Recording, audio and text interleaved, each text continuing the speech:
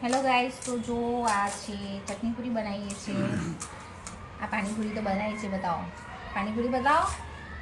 આ પાણીપુરી છે. મને ટેસ્ટ તો બતાવો. મારો ટેસ્ટ ના બતાવે તો ચાલે. તીર્થનો બતાવો. તીર્થ પાણીપુરી કેવી બની?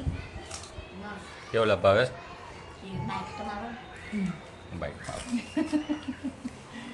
એટલે આ બધા જો આ ચટણી લેવાની. આ રેડ ચટણી છે, ખજૂર આમલીની ચટણી છે.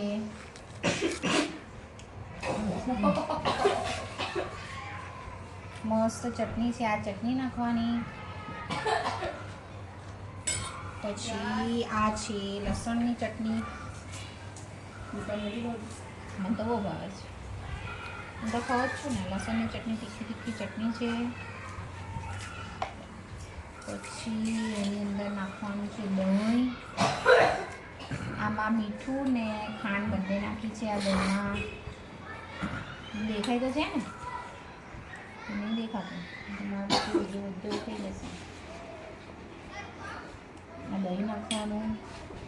પછી સેવ નાખવાની છે આની અંદર.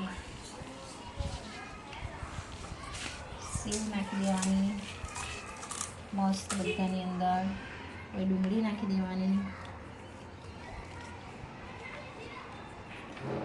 બધાની અંદર મસ્ત ડુંગળી નાખી દેવાની છે અને એક ખાઈ લેવાની છે. બરાબર.